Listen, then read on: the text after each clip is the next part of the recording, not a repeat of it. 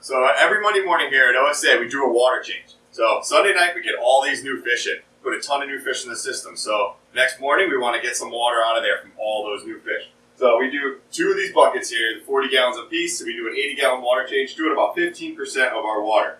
We take 2 of these buckets, fill them with tap water. We take that tap water, we dechlorinate it with some alpha, and then we salt these buckets up to 1.016. So we're going to take some salt, pour it in here. So now we have the water all mixed, it's all heated, and it's all ready to go. We mix it to the 1.016 level because we find that the hyposalinity really helps out with any kind of pesky parasites that go into these fish. So when we get new fish in especially, we like to lower that salinity down a little bit more, just like when we do that freshwater dip. Trying to prevent all these parasites keeps you guys with the healthiest fish. We're going to start doing a water change now.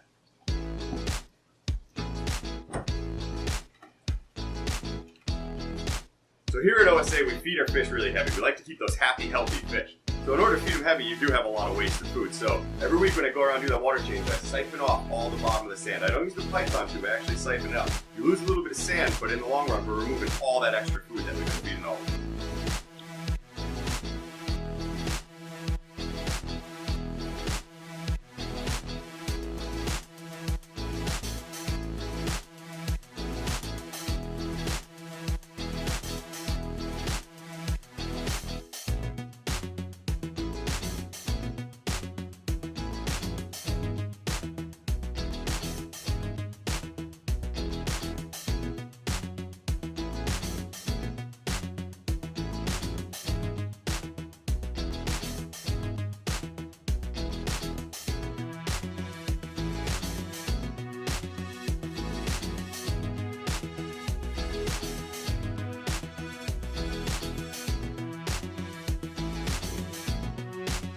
So now that we've got the tanks partway drained out, all the nasty stuff that we wanted to remove from them, it's time to fill up the sump and pump the water back.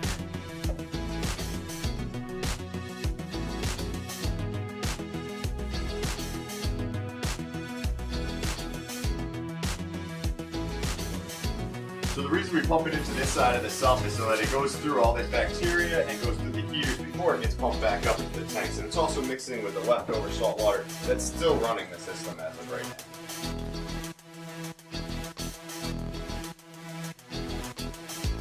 Water change is all done. Fish are happy and healthy, all in their nice new clean water. The last step is to replace any of the meds that we removed, so we're going to start by dosing this copper back in.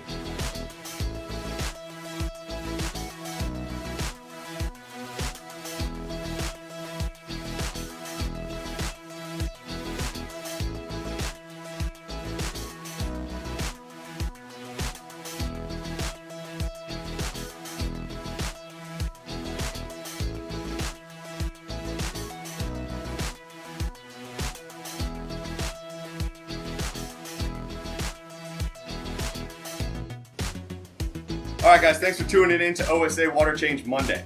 Thanks for following along as I showed you how to do the water change here in the store. Remember, when you see these tanks looking good in the shop, just know that this is part of the work that it takes to give you a good quality specimen. So you can have these quality specimens in your tank and keep up on your water changes too, and make your tanks look just as good. For more quality videos just like this, keep following along with our other videos on YouTube.